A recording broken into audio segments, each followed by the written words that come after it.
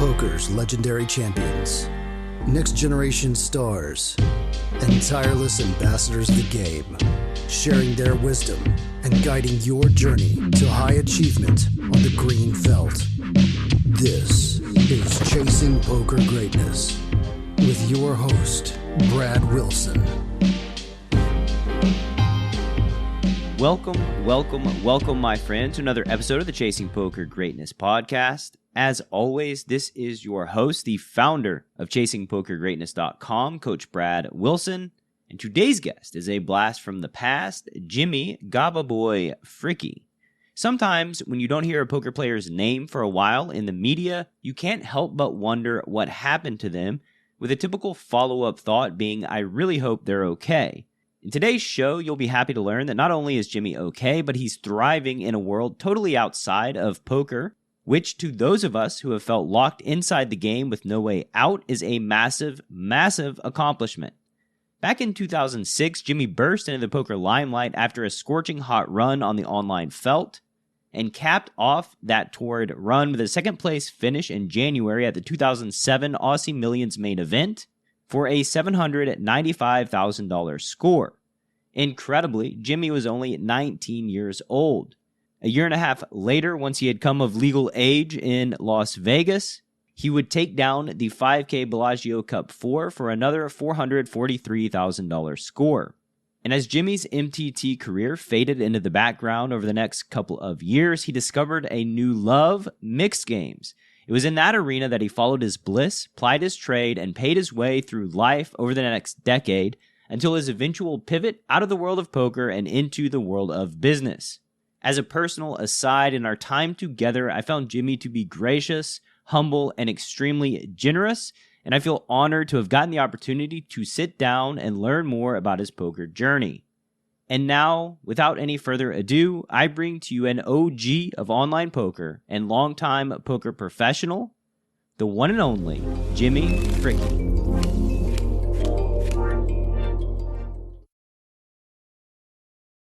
Jimmy Fricke, take two on my pronunciation of your name. I'm already running bad here. Coin flip, starting out. How you doing, man?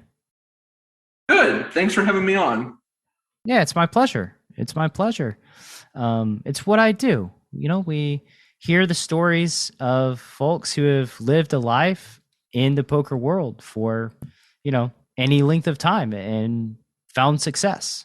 So, typical question starting out, what is your journey into the world of poker? Like, what does that look like? It's been a long time now. How old are we? Let's set the timeline. I am 34 right now, but I got into poker, I guess, half my life ago. I was 17. I actually, so I kind of like made the jump from card game to card game, Pokemon, Yu-Gi-Oh, Magic. And then my Magic buddies, we met once a week. And I was like in high school, I want to say I was a sophomore or junior in high school. I guess I had to be a junior. And I was going to the neighboring town to the University Magic Club. This was the University of Illinois at Urbana-Champaign. And all, like, those were my friends. Like, that was my group of friends. Like, I've always generally hung out with people who are a few years older than me. And so they started getting really into poker. And I wasn't interested at all, honestly. I just wanted to keep playing Magic. I thought that was the greatest game ever. And then eventually they just like kind of stopped inviting me to Magic stuff because they were just all playing poker all the time. And then I was just like, okay, I guess I kind of have to get into this thing. And so I asked one of them to teach me, and he was like happy to do so because they were doing this rakeback thing. And he was like happy to sign me up just to get rakeback from me. This was in 2005. So, 2005, maybe late 2004, where everyone was still playing limit cash games. Like, no limit cash games hadn't taken off yet. They were like brand new on Party Poker. They were like 50 big blinds, weird, and small stakes. There was literally no advice on how to play like no limit hold'em. Like, it just didn't exist. This was like, and then the year after this was when all like the literature started coming out. But it was all from like, people who had no idea what they were doing. Completely different universe. And then eventually I started playing, and then they all told me stick to cash game. Tournaments are stupid, donkments, LOL, etc. And I just wanted to play tournaments. So I just kept like playing MTTs and sit and goes with like extra money. I was running awful at cash games, and I'm sure I was terrible too. But eventually I got second in like a $20 tournament for like 35 hundo, more money, but in 10 times more money than I'd ever had in my life. And then, do you remember the feeling of snapping off 3,500? It was like 3 a.m. I started like hyperventilating. I lost my mind. I woke my mom up and my sister and was just like losing my shit. And they were just like, just take it out. Just take it out. And then, like, I talked with the guys about what to do. They're like, in a tournament, really? We told you not to play these tournaments. I'm not very good at listening to instructions. And so they told me, okay, great. Now you have like an actual like bankroll to play cash on. And like, I still wasn't very good. Like, I definitely just got like absurdly lucky to like do anything in the tournament. So I lost most of it back. And then I started to get good enough. And that's when I like started playing on PokerStars and like their daily like $1 to like $3 rebuys.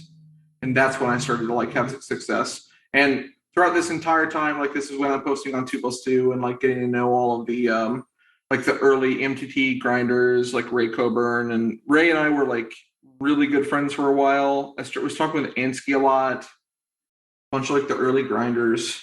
God, there were too many in a name, honestly. Like Charter was there. Anyway. Those boards were like full of just top shelf talent. Like it's just incredible the amount of just raw talent that was on 2+2 back then. Yeah, it is crazy to think about now. Like you look at everyone who's like crushing, and like certainly everyone that's been around since those days, they all got their start on 2+2. Like every single one of them who's a crusher now. Like Justin Bonomo, Ike, Mr. Tim Combe, Steve O'Dwyer. Tom DeWan, Vanessa Selves. Everyone. Too many to name, really. So at that point, once I was in like the crowd and we started like meeting up in person, then we like kind of formed this clique where there was just like we were all the age where all we did was play poker and talk about poker, and that was it.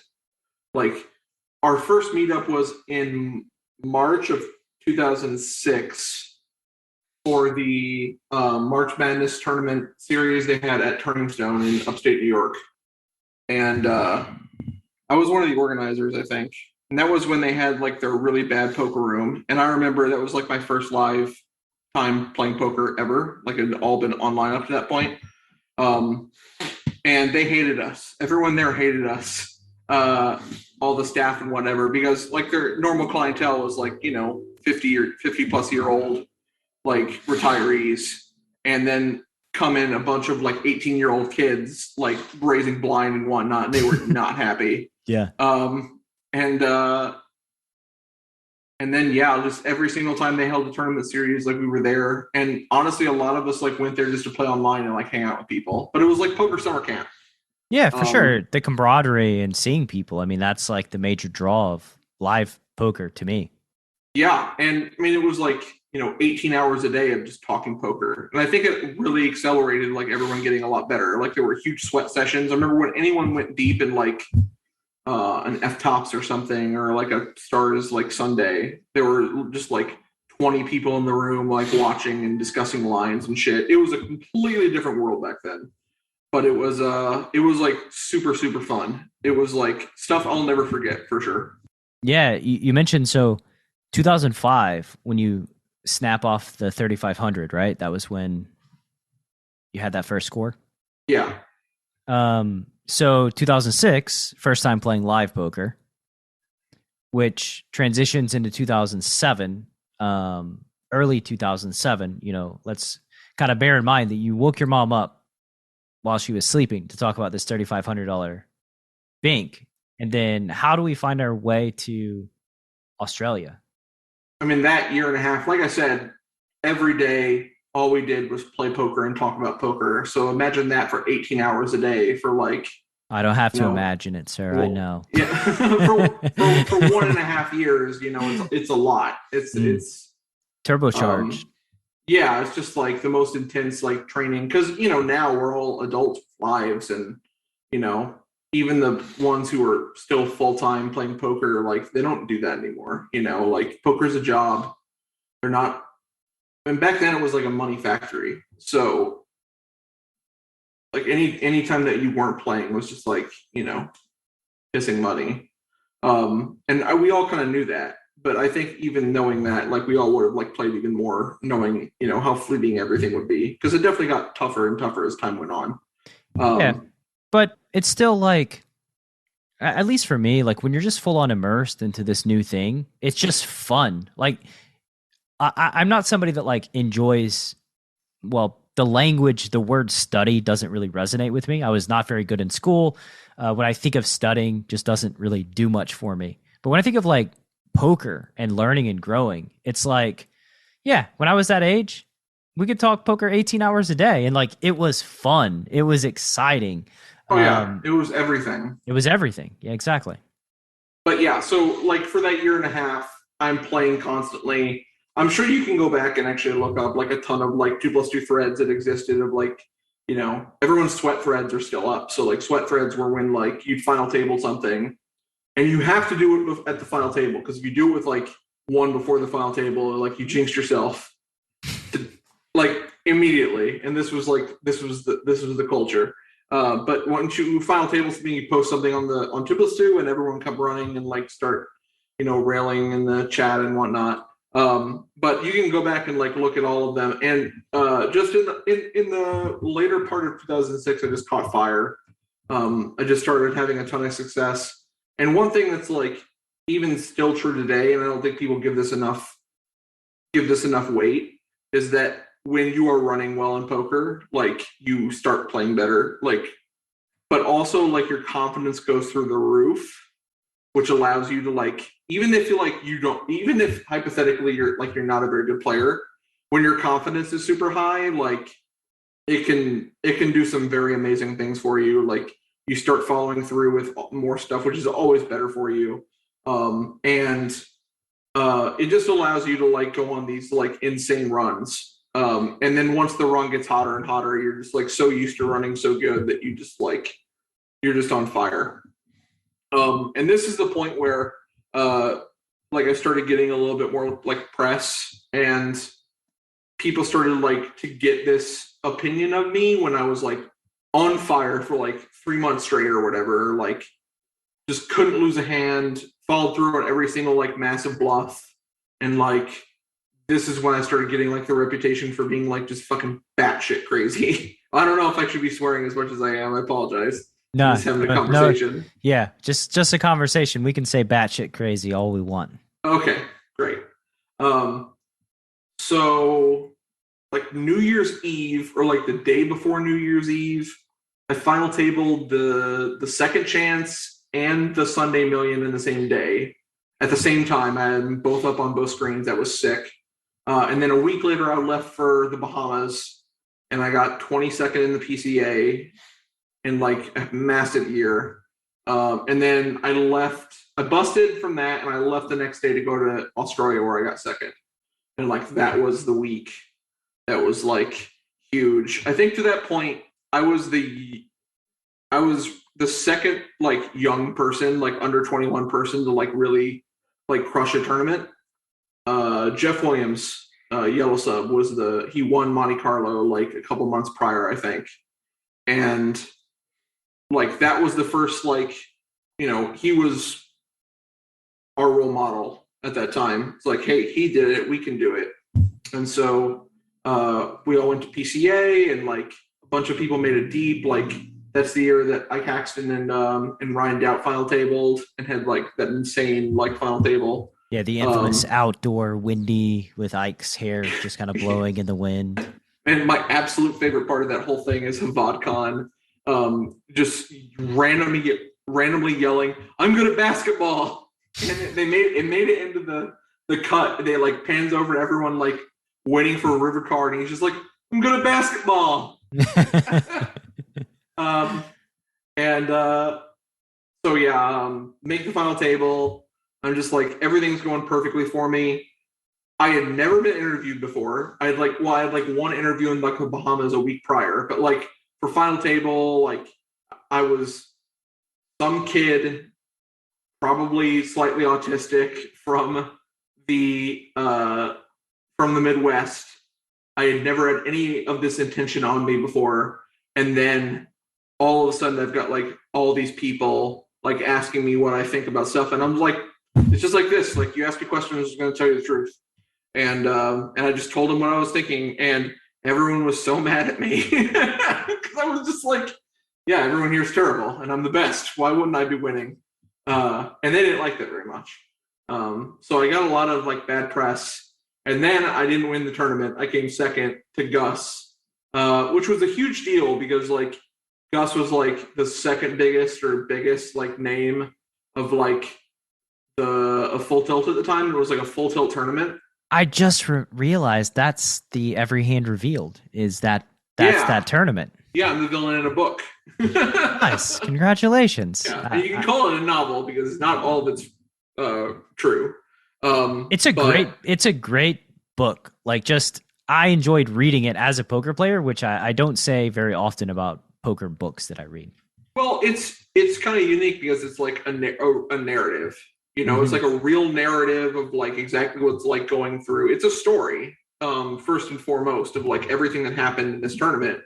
And if you're interested in poker strategy, well, there's not much in there, but there's some, and you can get an idea of like what he's thinking, and that was definitely very unique at the time. And I remember him after every hand, even on the broadcast, they were talking about him speaking into a dictaphone.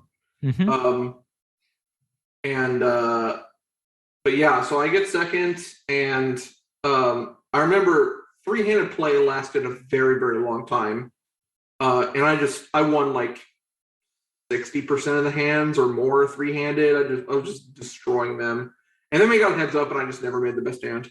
But back then, like, no one played heads up. Like, very, very, very few people ever played heads up. It was never no limit.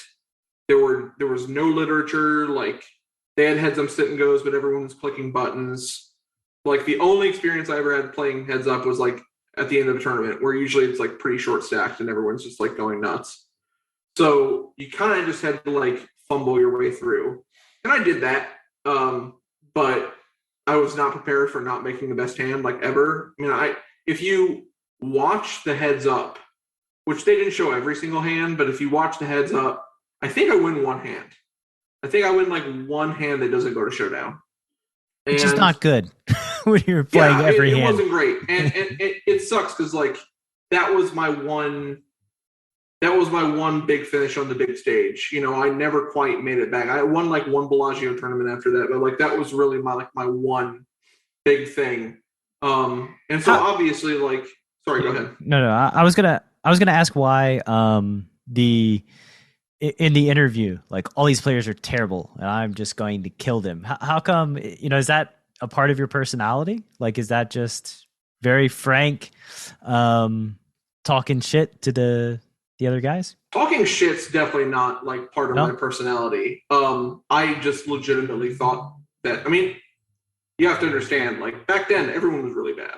Like, yeah, you're young too, you know, you're how old? Well, I was also I was 19. 19, yeah. I was super, super confident, which is not a typical thing for me. I mean, if you were to talk to me these days, like, I have massive issues with confidence and like believing in myself and self-worth and whatnot. But back then, like, I had found something I was very good at.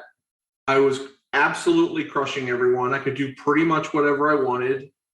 I was already guaranteed a bunch of money. Oh, that was one thing that was funny in the interview was I walked in the interview and they're like, "Oh, what are you worried about the money? You know, you're gonna just try to ladder up?" Or I'm like, I don't even know how much money I've made up to this point. I was like, I told them like, how much money am I guaranteed? I don't even know, because I had just like had a monster stack for like such a long time, it was never a thought like, oh, I need to outlast to the next thing. It was always like, I'm going to get this person to fold their big blind to me. It's going to happen. But a lot of like the thinking back then, it was way more psychological thing. And emotions were like still a very real reason that people did stuff. So having this personality and this public persona of like, everyone's terrible, I'm going to beat the shit out of you. That probably helped me. Although it did not make me popular, which is funny because like in general, I really very much care. I really want everyone to like me. Like it's an obsessive need of mine. And that may have been caused by just how poorly received I was back then. Because I think if you spend any amount of time with me, like my current personality is like, I really have to be liked and I really want to get you to like me. And I think that if anyone were to spend time with me these days, they would quickly see that I'm nothing like what I was. I mean, that was basically half my life ago, right? I don't think anyone should be judged by what they did half their life ago, generally. I thank God, and I don't even really believe in God, but every day that there was never a camera on me when I was like 19 years old. It is such a godsend that the things that I did was not recorded or there's no evidence anywhere. Right. Yeah, exactly. I think that if people had everything they did when they were teenagers put up for everyone to see and put under a fine-tooth comb, it would not turn out well for them. And I don't want to like make excuses like, yeah, I said some like brash shit. I was a teenager and I just like, and I was about to win a shit ton of money. But that's sweet. Like everyone should get to experience that at some point in their lives, you know? Yeah. Honestly, I don't even think it's something that you really even need to like apologize for. It's just you were in a competition and you were pumped up and confident. Because I did bum fuzzle a bunch of people, and that was never my intent. But it was interesting because of the edit I got and because of everything that happened during that tournament, that would basically like everyone who knew who I was for the next like few years, especially the first few years of the World Series. That tournament was really, really popular. Like it got a ton of replays on media because it was like full tilt tournament and they're the biggest pro like winning it, and it was a huge deal. So they played the shit out of it in the UK and Australia, just over and over and over. So I was like, everyone in the UK and Australia poker circles like knew who I was, and they all fucking hated me. So for the next few years, it was really interesting. But then I started playing a lot more of these tournaments, and they all thought I just had nothing like 100% of the time. So it completely changed the way I had to play because none of them folded to me anymore. They loved showing every single one of my bluffs on TV. So like I just completely had to change the way I play. And that affects your confidence. Like when every single one of your bluffs gets called, like you just stop bluffing. And that's not good. Like that's not good poker. And that affected me like for a while. But then 2008, I turned 21. Before we move on to 2008, just hitting this tournament, right? So for a second, you made $1 million, a million Australian, right? Which looks to be around 800,000 USD. $783,280 is what I received in my bank account. Yeah. How did that feel? You know, what was that like winning almost $1 million? Well, up to that point, that was the tournament I had the least amount of myself. Like taking pieces and like selling pieces was still really, really new back then. It was like not a thing people did, but a couple people had pieces. I had like 35% of myself, I want to say, and then taxes took like $100,000 or something. And then throughout the rest of 2007, I played like super massive. And the year in general, like only ended up being like an average one or a good one for me. Like it wasn't even that crazy. I went on a massive losing streak for the rest of the year. which I think was part of it was like I was so used to just getting through every single bluff that I ever ran that I just kept cannoning it off. The sun run was over basically. But like if you're asked, I bought a car. No, wait, no, that was the next year I bought a car. I didn't buy anything. I didn't do anything with the money. It just all went into my bankroll. I traveled more. I went to Europe, like played a bunch of like EPTs and stuff like that because I was still under 21, so I had to play in places other than the US. Um, As an experience, how was that? You know, this kid coming from the Midwest, traveling around Europe, going to Australia. I really, really wish that it would be. Youth is wasted on the young. Uh, I wish that it had been me now doing that because I would have had so much fun. But all I did was play poker. I played online poker. I remember I went to the World Series of Poker Europe for the very first year. That was in 2007. Annette Oberstad won that one. And as soon as I busted the main event, all I did was play. I think it was W Coop was going on at the time. So I just stayed in my hotel room and played W Coop in the middle of London for like a week straight by myself. It sucked. And like a lot of my experiences were, oh, there's a tournament series going on. I'm going to stay in my hotel room and do this and like eat shitty food. And that sucked. Like I wish I could go back and like change it now or talk to myself and be like, hey man, you should, this is like a pretty once in a lifetime opportunity to like see a lot of these like huge capital cities with histories dating back thousands of years. Me now would be livid at the me then for passing up such opportunities. And that's like one of those things that, in the moment, it seems like the logical thing to do, but it was just, that was what I wanted to do. That was just me at the time. One track mind. Yeah. I mean, it's just part of it. I think everybody's immersed, everybody's learning, everybody wants to play poker. It's exciting. It's fresh. It's new. You still have time. You're 4 years younger than me, right? So there's still time to go back to London, spend a week there messing around. Yeah. I mean, once the world opens back up, I'm certainly down to travel. My current situation is one that I definitely want to start traveling a little bit more when things open up. So we'll see if that happens. I want to go to Japan mostly for business, but for pleasure too. I'm trying to learn Japanese. Yeah, and we'll talk about what business looks like to you after we go through the rest of your story. So we're about to hit 2008, I believe. Yeah, 2008 was big because I turned 21. April 2008, I remember I was there with a friend. I was sitting in the Bellagio hotel room. Midnight ticks over. I'm 21. I go down to the cage and register for the WPT 25K the next day. That was what I did. Five Diamonds, is that the one? Yeah, the 5 Diamond, the WPT Championship. This is back when that tournament was a really, really big deal. Like it was second to the World Series 10K as like the premier event in poker. It was huge. I think the first place in one of them was like $5 million 1 year, which is just ludicrous when you look at WPT prize pools now. Yeah, I had Matt Matros on, and I think he got third at that exact event for like 750, and like second was like 1.5, and first was like 3 mil. Yeah, like just double. Yep. WPT tournaments, I mean, Bellagio tournaments in general, they always juiced up first place. So it was just like the only thing that mattered. Mm-hmm. So yeah, I busted out of that tournament very quickly because I still hadn't adjusted and still couldn't really play live poker very well because I was just like batshit crazy.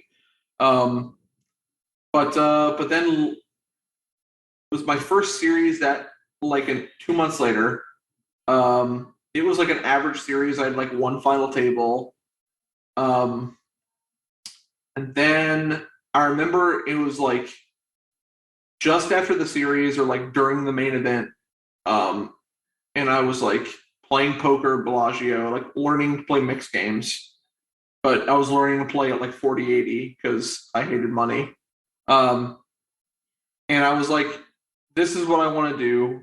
I love doing this. I'm going to move here. And so I decided to move there later that year. But I remember like the last 2 weeks I was in Vegas during the summer, I was staying at the Wynn, playing 510 uncapped, no limit every single day. This is back when everything was uncapped at the Wynn. So you would have 1-3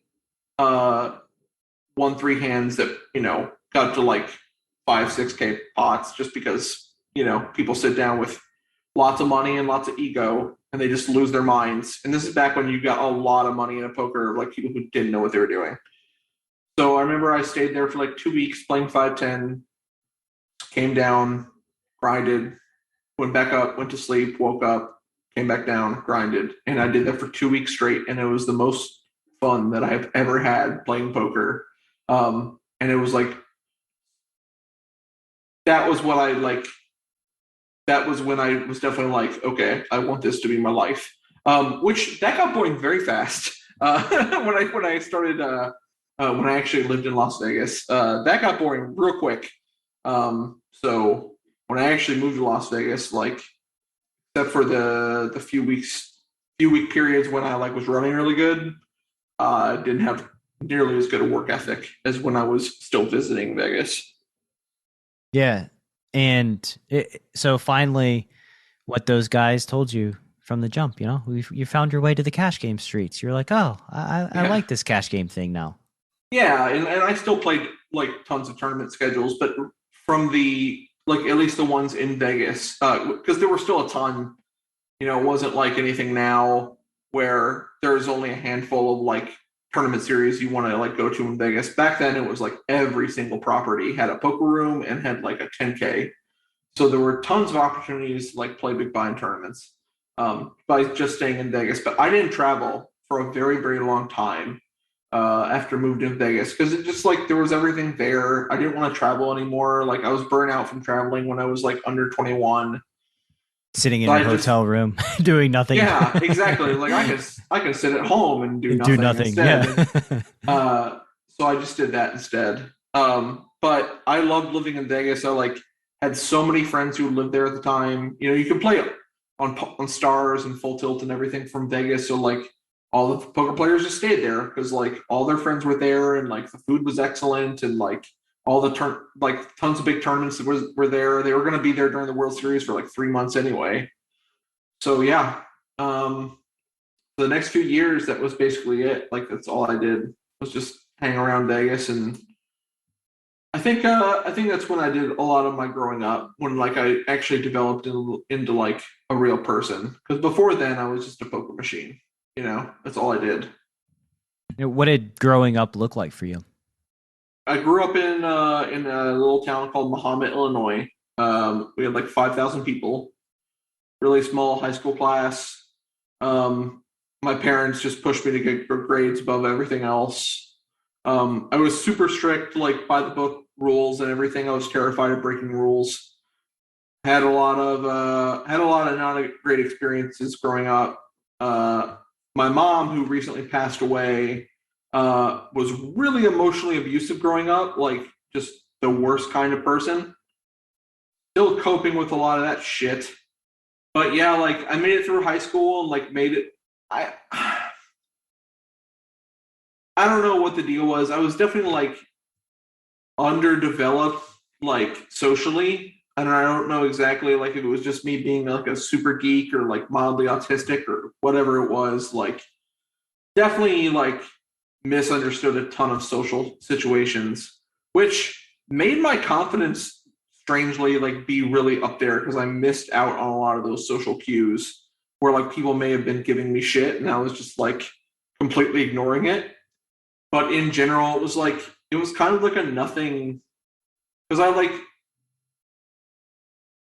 I was really, really good at test taking. And so school was always really easy. But like all I did was memorize stuff and take tests, and that was pretty much it.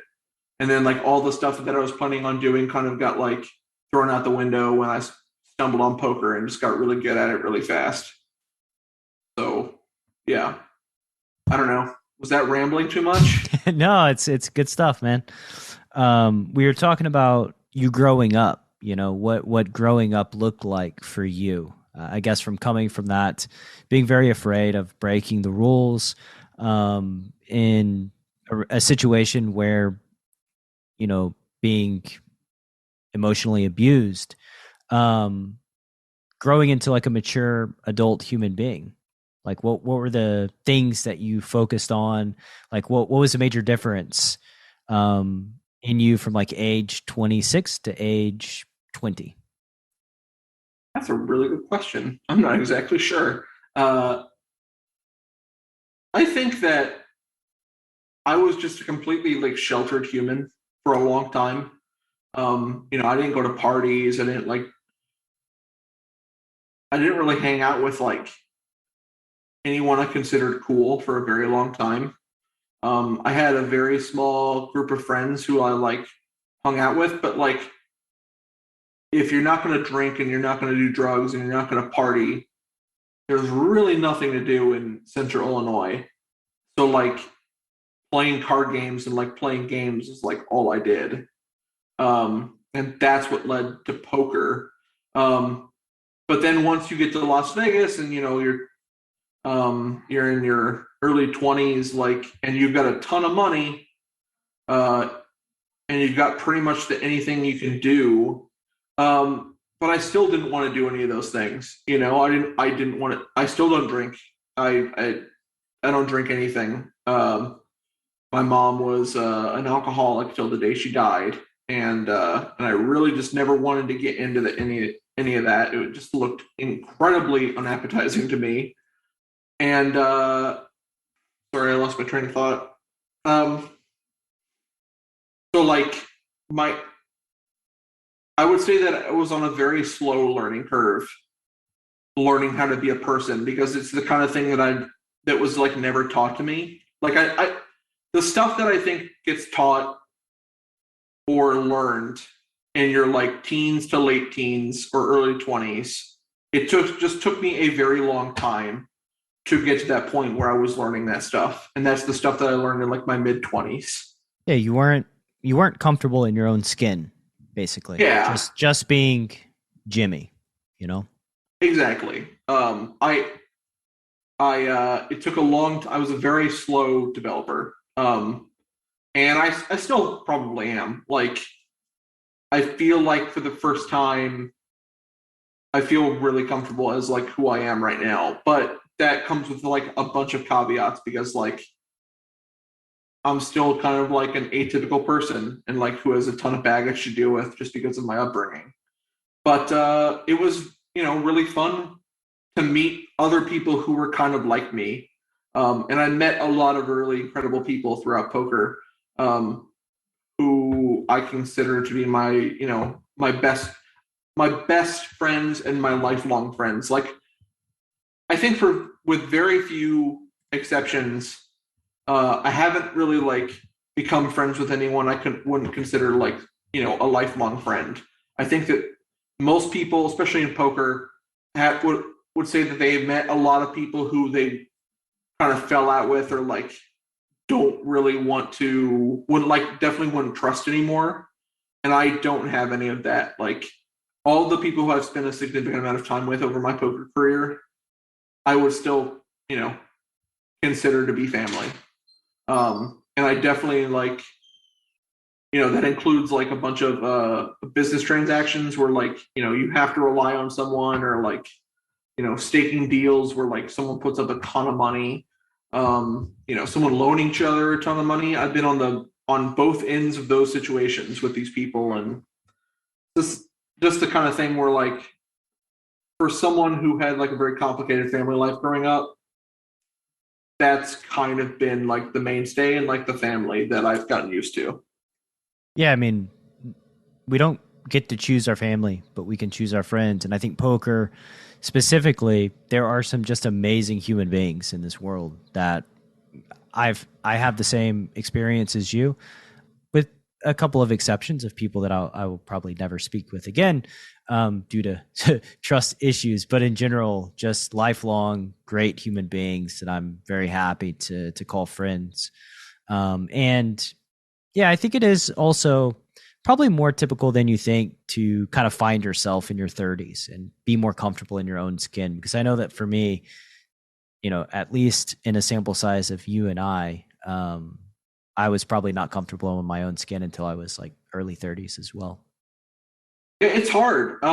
It's weird because like hardship creates character, and if you were into poker when you were really young, it means that you had some level of success to be able, to like make it your full-time job. And it means that for a little bit you probably weren't developing as much character as some other people, Oh, for I think, sure. because I think definitely like people in our generation, their early 20s, like it was kind of rough. Like it was a rough time period. That's like right around like the Great Recession or whatever. And I think that if you kind of like breeze through that, as kind of I did, because poker was like, so that was like still a great time to play poker. I kind of like didn't feel like I didn't develop as a person very well at all throughout that time period. Yeah. The decision to enter a hand is fundamental to poker strategy. Too tight, and they know what you have. Too loose, and you're easy to run over. Pre-flop bootcamp from Chasing Poker Greatness is a comprehensive guide to locking down your pre-flop game and creating true range advantage. 8 days of guided training, over 60 optimal ranges, and access to a dedicated community of players that will push your pre-flop game from a place of weakness to your greatest strength. Go to chasingpokergreatness.com/bootcamp. Available now. John, I wanted to ask you why you decided to invest in a pre-flop bootcamp. Everything that you had done with me to that point, or I had heard you do, had impressed me. I loved the podcast.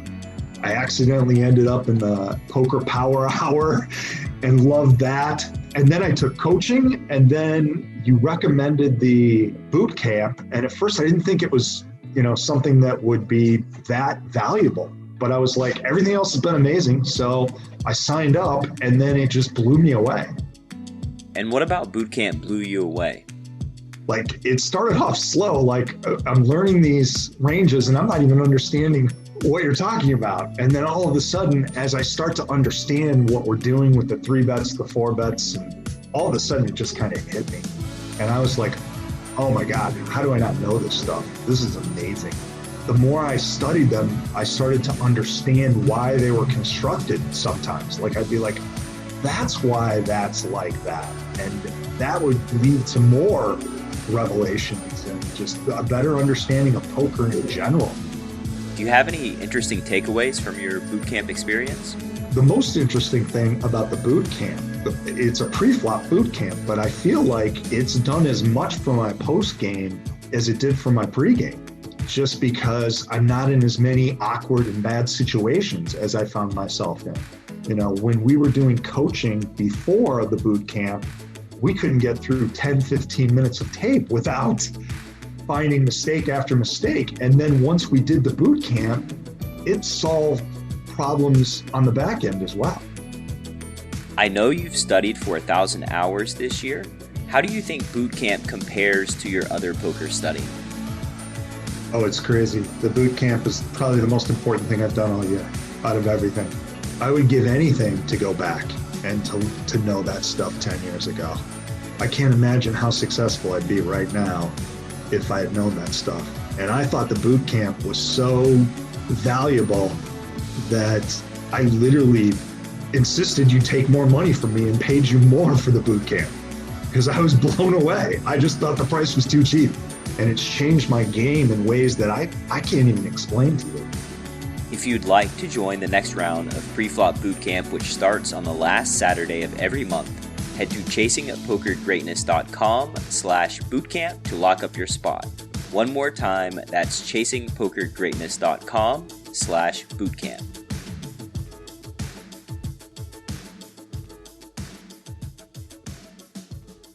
Well, let's move on to, your years in Vegas, and I'm sure Black Friday has some kind of effect on you. Let's talk about, after your 4 years in Vegas, what happened next? Is it related to your poker career? Was poker still,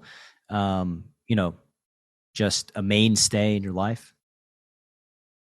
Well, at the end of 2012, I moved back home to help my dad run a startup. It was a terrible idea and it failed miserably. And then later that year, I came back out to like kind of restart over in poker because from like 2011, 2012, I was miserable. I was super depressed. That's when all my depression issues started. I'm still a very big advocate for mental health awareness these days because I had no idea what was happening to me, but I was utterly miserable and I didn't know what was going on. So I left town to kind of like reset my brain, and I came back later that year. I was seeing a therapist. I was on medication, and I kind of restarted everything poker-wise. And things were going really well. I was hanging out with some new people who I still consider to be like some of my best friends of all time these days. This is after like the mass exodus of poker players. I think it was part of my depression was related to Black Friday happening, and everyone left town because they couldn't play online poker from Vegas anymore. So like all my friends left. So then I, found these new friends and I started kind of like relearning how to play poker because I think that after I had like all that success, I was very stunted in my development as a player because I kind of like got stuck playing one way. And like that was when I started actually like learning how to play a very mathematical style compared to like the very like kind of like self-taught style that I had been doing up to that point. Actually, one of the people I knew was Mike Brady, who's the one of the execs at Upswing Poker, and he was teaching me how to play a style that was similar to what Doug Polk was playing, and kind of like rewired my brain to think about poker in a different way, which helped out in everything because I quickly got bored of No Limit, but I switched back. I was always more of a limit player whenever I had a choice. And I switched back to playing limit. And so for the next few years, that was generally the game that I played was like limit games of Bellagio. And then tournaments whenever they came to town. But at that point, like the 2013 through like 2017, Jimmy was like much more subdued, much more content to just sit and grind cash games, like not trying to be the superstar Jimmy that existed in 2007. Yeah, just improving your poker ability, having fulfillment, playing a card game. Yeah, at that point, I just knew that I was never going to try to be one of the best in the world again. Like, it just wasn't going to happen. I was content trying to be like one of the bigger fish in a smaller pond. I think that is much more stable, and that's definitely like one thing when you get older is like you start craving that stability. Especially now that I was like trying to be conscious of my mental situation, like my mental health situation was like stability was something I craved. So I'd say through 2017, that's like what I was doing. And then in 2018, I decided to pull the trigger on trying to start a company that I've been kind of like developing in my mind for the past few years, which eventually launches Higher Level Gaming, which was like a Card Runners or Deuces Cracked like training site, but for video games. I thought it transferred over to like competitive video games like League of Legends and Fortnite and like all these massive games that get like all these players. There was a huge market for getting better at these games. At least that's what I thought until the website failed miserably and we lost a bunch of money. Yeah, I would say the the problem with that is that while poker players have money to spend, kids playing video games don't have as much just liquidity to drop $30 a month. Yeah, it's our price point was $5 a month. And that's a low price point. I know, right? And we had numbers on our side. That was the big thing. Because what we were trying to do was we get the coaches on board and we give them a piece of all the people that they bring in, so they're all automatically their own affiliate. Mm-hmm. And that was the goal, was to get these people to like hype up their lessons, and then they get more money based on how many people they bring in. And did you partner with streamers? Yeah. We had a couple big name streamers, and we wanted to like get some smaller guys who were like, coming up. And it just never took off. It never got off never got on the first base, as it were. Mm-hmm. That was frustrating, but I'm really, really glad that I tried it, because it's one of those things that, like, the idea was so solid, it felt so good, that if I had never tried it, like, you never get to your deathbed and think, man, I wish I had taken fewer risks, For sure. Yeah. You never get there and you're upset about the shots that you did take. You're always upset about the shots you didn't take. So I still would probably be livid at myself for not like taking a shot, because like, oh, maybe if I did this company, it would turn out great. And I learned a shit ton in that time period about, what it's like to run a business. And it gave me a lot of insight on like what I really wanted to do from that point on. The business failed in like late 2019. And in early 2020, I was like, all right, well, I guess I'll go back to poker until I figure out what I'm going to do.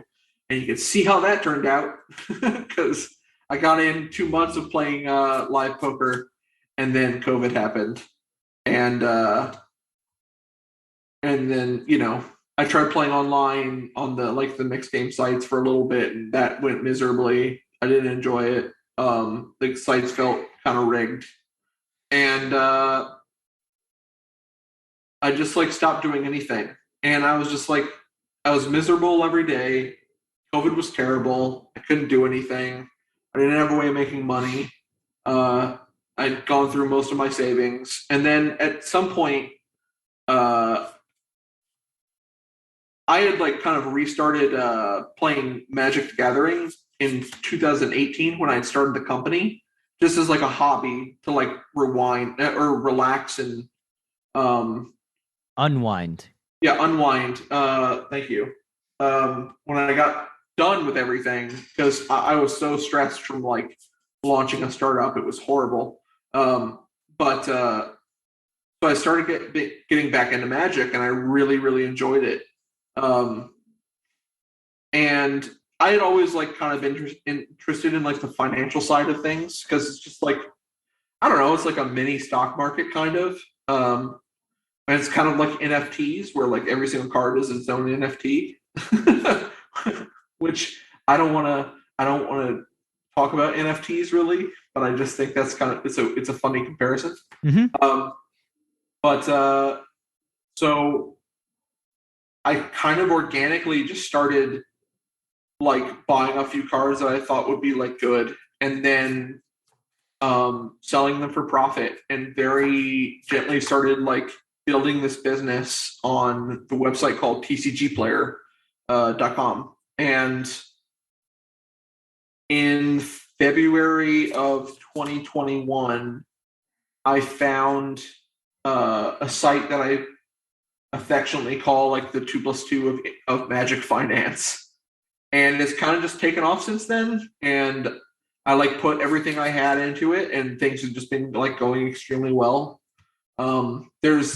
It's fascinating how deep the infrastructure goes, and like how much money changes hands in this industry, because it's such a massive industry. And the collectibles in general have just exploded during COVID. Like I missed the bus a little bit on getting super into it, but Magic, Pokemon, sports cards, all of it is just like completely massive throughout the pandemic. So yeah, for the past like year, almost a year, I've been doing this full time, and sales have been incredible. I was You just enjoy it? learning. Oh, it's so much fun. I'm the worst part of every day is when I run out of work to do. Oh, Um, that's a good problem to have. yeah, yeah, it's pretty incredible. I like I said, I just really started getting into this like early last year, and when I really found like the information that would like help me get into it, it was like late February, and I have like 700,000 in sales since then, which is like pretty sick for a one man operation who like just learned to do this. Mm-hmm. And I have so much fun learning things. It's one of the things that I always like to sum up my skill set as is like I'm really good for learning all the rules of a system and then learning how to beat that system. And that's why I was good at poker in the very beginning, because like it was clear that there was something messed up in the system. It was clear that there were things that people were not doing that just made everything way easier. And once everyone else figures out the system, I get bored and move on to the next thing. And that's what caused my issues with poker. But in this, it's such an inefficient system, and there are things that you can do that make things just so much easier. And doing those things is massively profitable. So of course I'm going to be good at this. Yeah. So yeah, that's and right now I'm just waiting for things to open up and start to travel a little bit more, and because it's kind of fascinating, like bringing certain cards between here back and forth in Japan. Right there, you can make a ton of money doing that. And if I can see the world again, I'm not going to mess it up and waste the opportunity like I did when I was playing poker. I promise you that. Yeah. This journey into Magic, you mentioned before we turned the lights on that you're kind of retired from poker. I assume, is that like a soft retirement, just going to mess around for fun? What does that look like? I've always believed that if you're the kind of person who like, or if it's the kind of retirement where you say you're retiring, you're never gone. Because it's a conscious thing that you're trying to do. You're trying to separate. And a lot of the times, like, you don't really want to leave when you do that. But if it's the kind of thing where you just fade away and you don't do it again just because, like, it never comes up, it's just not something you're interested in anymore, that's the kind of thing where you never see yourself again. And I think I've definitely been to the point where I tried to quit, quote unquote, poker by announcing, like, okay, I think I'm done. I don't want to do this anymore. Like when I did the startup, then I came back. Now it's more like I thought about playing a couple events of the World Series, but it just didn't happen. And like it didn't happen organically. And everything with the business so far has been like really organic, and it's worked out incredibly well by doing that. So I'm just gonna like let things come as they do. Yeah. So if something poker happens, it's a little bit different because like poker right now during the pandemic is like I'm being probably more careful than most, because I mean, if you're gonna play poker in person, like there's a huge element of risk right now. Hypothetically, if COVID like went away tomorrow, I might try to play poker every once in a while for fun, but like for me, winning is the most fun. Like it's really, really hard to have fun for me if you're not winning. And I want to try and get away from having my entire self-worth predicated upon me running good. That's bad. That was very bad for me mentally. And I don't want to be in a situation where that's the case. Whereas now I get to, work every day and actually expect to make money every day. And me building a business and having success is not predicated upon me running good. Like it's something that I can see every single day. That growth and that success. And that's awesome. Like that's something I've never had in my entire life. Because like we said, I started playing when I was 17. So like I've never had a real job. where I felt like I was killing it. I feel like I'm killing this, and that's great. Yeah, that's awesome, man. Congratulations. Thank you. Maybe the Jimmy Fricke life arc can be that sometimes you play poker and yeah, you just have fun and you leave and that's it. Where at least you probably have an edge at the table that you're playing at, but the goal is to always be the fish at the table. You always want to be the fish at the table, because if you're the fish at the table, it means you can afford it. Depends on the table. Depends on the table you're playing at, I think.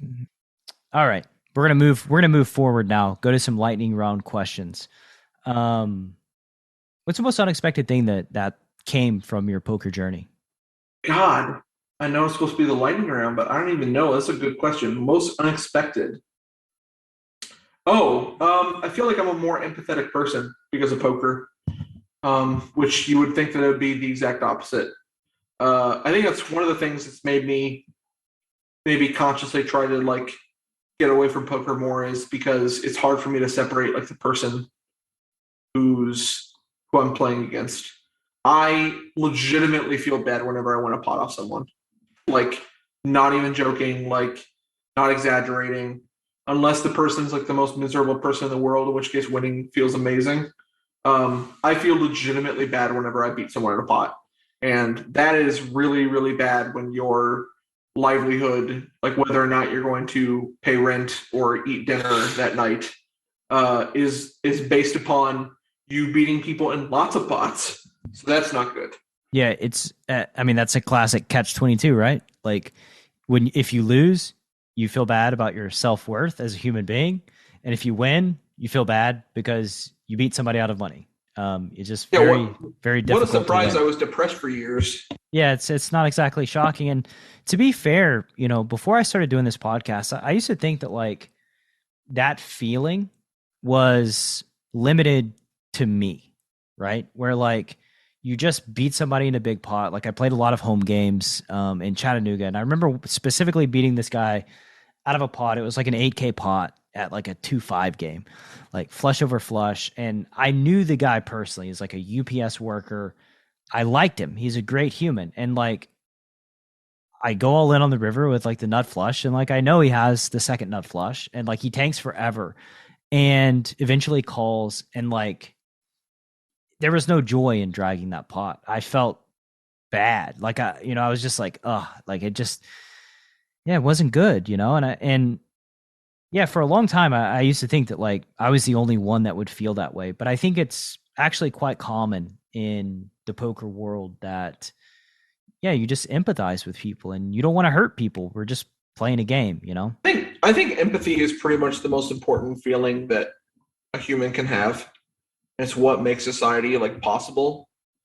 And the poker players who don't feel any empathy in like those moments is like, they kind of freak me out a little bit. There are other people who have never experienced like, it's a little bit different. Like if you win a massive pot off some like guy who clearly afford it, it's one thing. But like everyone in poker has played against people who clearly cannot afford to lose, and that's miserable. There was one moment where I was playing 5-10 at Bellagio. This must have been like 2016, 2017. Playing 5, no, it was 2-5. I was playing 2-5, and one guy at the table was so drunk that he couldn't put his hand in his pocket to like pull out his wallet to rebuy. And I people at the table were like, "Hey man, you need help getting more money out?" And I was like, "Are you people ghouls? Yeah. Like, what is going on?" And I got up and I went to the floor and I like said, "Hey man, this guy needs to, this guy needs to be done for the night." And everyone at the table like got livid with me, and I was like, "I have absolutely no question that was the right thing to do, and like you guys are bad people." Yeah, be human beings, like for God's sake. Yeah, I just can't imagine like if I ever need the money that desperately. Not even the money, like, because it's like the fish and like 7 or 8 grinders, and like if I ever need like the tiny edge that desperately, it's like, what am I doing? Like I'll have lost a bigger part of myself that I don't deserve, you know? It's just be a good person, you know? And like, that's a situation that, like, you know, if somebody's like on tilt and raging or whatever it is, and they're like bombing off, but they're in like they have some sort of mental clarity or whatever, like that's one thing, you know? It's like, I'm not going to antagonize anybody, but like if somebody can't stand up because they're so drunk and they're clearly inebriated, like it's just, I don't know. It just doesn't seem right taking advantage of somebody like that. I've never been drunk before. Never in my entire life. I don't drink, but I still have empathy for those people who like are to the point where they can't, you know, this guy can't even like stand up to like, someone offered to help him go to the ATM. Like, I'm sorry, but if someone needs help standing up to go to the ATM, they shouldn't be going to the ATM. I mean, you may as well just wait for some drunk person to stumble out of the casino and just steal their wallet, right? Right, like, exactly. What's the difference? I mean, exactly. At that point, it's not a game. It's not some strategic contest. It's just mugging someone. Yeah. Obviously, that's terrible. Let's see. Not a very lightning question. No, not a very lightning. That's the thing about this lightning round. Sometimes it's not very lightning-y. When you think about joy in your career playing cards, what's the first memory that comes to mind? It's funny, like the moments I'm happiest about because of poker have nothing to do with actually playing poker. It's just the people who I met, the people who I would count on in any situation to like help me out regardless. Because, you know, like my family history is super complicated and like I'm not really close with that many of them at all. So like the first 5 people you'd ask, you know, who I can depend on in a life or death situation are all like essentially my brothers who I've met playing poker. And that's something that I'll never forget for sure. And even though, you know, our life paths have like diverged and I don't speak to that many of them anymore, I think that given this any situation, if we were to see each other again, we'd, you know, have a big hug before anything else. And that's like, that to me is something that's worth so much more than, you know, cards or, you know, winning some tournament or, you know, going to party with someone. You know, that's like just unbeatable for sure. Yeah, agreed. The relationships, the friendships, you know, you spend a lot of times playing cards as a professional, and you know, ultimately you spend a lot of time with the same people, right? And you go hang out, you go bowling, you go eat dinner, like these relationships, the friendships that I've made in the poker world, and really as somebody that's been playing poker since I was 19 as a pro, for the most part, I guess, since the last couple of years, I've been in this space of like podcasting and training, and I haven't played as much just because there's only so much time in the day. Yeah, my fondest memories are just spending time with friends, just hanging out, going to Venice Beach and playing volleyball, just stuff like that. If you could gift all poker players one book to read, what would it be and why? God, that's a good question. They better be, the lightning rounds better be good questions. They're the ones that I sat and thought about. Gotcha. One of my favorite books of all time is a Hitchhiker's Guide to the Galaxy. And I think that one of my few gifts is like having a good sense of humor. And I think that that book played a huge part in like kind of informing me and helping me develop my sense of humor. I think people probably take themselves too seriously, poker players especially, and they need to look on the lighter side of life. I don't know how we sit in a semicircle playing a card game against one another. I'm not sure how we could take ourselves too seriously, but we certainly do. It's funny because like you see other tables like start to have drama, and it looks, no matter what's happening, it looks like the most ridiculous thing that you've ever seen. But then like when it happens to you, it completely like you're just like, this is the biggest injustice in the history of the world, you Yeah. know?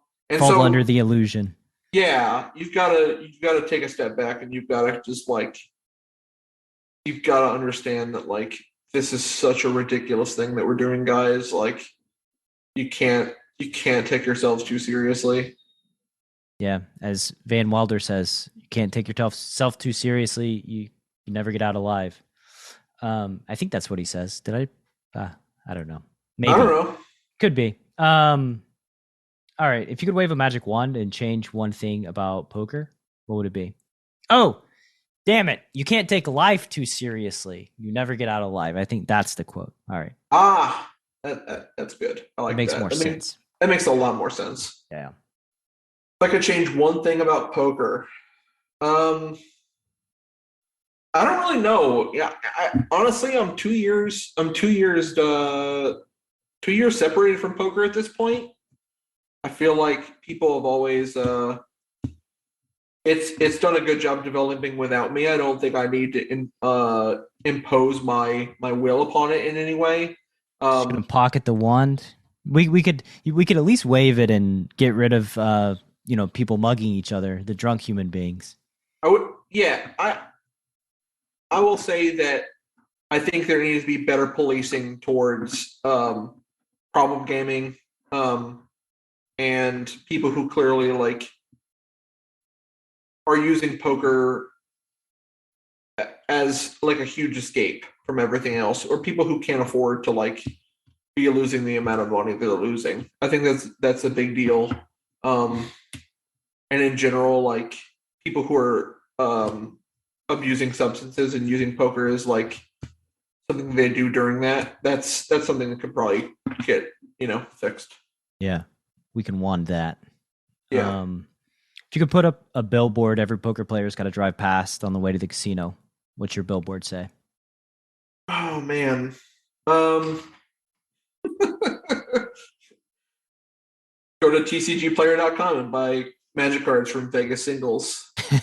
That's my business name. Because man, those billboards are probably really expensive, but I'd get some sales from that. So that segues nicely into a project you're working on that's near and dear to your heart. Yeah, I'm grinding, man. I'm selling. I have like something like 50,000 orders in the last year. If you or anyone you know has a magic collection from 30 years ago, it's probably worth a bunch of money now. The last 3 years have been like pretty insane. So if anyone's interested in buying or selling magic cards, you can do with me, Vegas Singles, jvfricke@gmail.com. Happy to deal with you. And but I mean, honestly, like I'm just putting my head down and grinding, man. Like the way I've done things is like built to scale, and I don't need to deal with the individual person because I can do things on like a macro scale, and like I'm just focusing on doing the work from like a data perspective, which I think for me the last few years I've realized how terrible I am dealing on a person-to-person basis. Taking the emotion out of it and just putting my head down and grinding is like what I'm good at. And now I don't have to deal with my stunted, messed up emotions, and instead I can just like do the business the way I want to do it. And that's just been an awesome year, and I hope that things continue on the way they are. For my experience here in this interaction that we've had, I think you may be being a little too hard on yourself about dealing with human beings. This has been just really great. I've really loved speaking with you, getting to know you better. Don't be so hard on yourself, man. Like Van Wilder says, don't take life too seriously because we never get out alive. You pre-answered this final question a little bit, but we close on where can the Chasing Poker Greatness audience, if they want to learn more about you, find you on the World Wide Web? I don't think you mentioned Twitter. No, my Twitter is at JVFricke and at Vegas Singles MTG. If you want you care about the magic side of it. I still have a bunch of followers for some reason. I imagine they're all bots, but I got a bunch of followers through poker and they're still there. If you care, I don't tweet a ton anymore, but if you care about Vegas food, feel free to tweet at me. I do restaurant reviews every once in a while and help people find good places to eat during the World Series. And yeah, otherwise just, tweet at me if you want to talk about anything. I'm pretty much an open book. Jimmy, it's been great having you on, man. It's been an honor getting to know you better, hearing your story. Best of luck with your new operation. Yeah, just keep on going on. Thanks a lot, Brad. It's been a real pleasure. Thanks for listening to Chasing Poker Greatness. You can subscribe on Apple Podcasts or on your favorite podcast app. Go to chasingpokergreatness.com to get the newsletter. Join the Greatness Village community, book a coaching session, or dive into the latest data-driven poker courses. Follow the show on Twitter @CPG Podcast.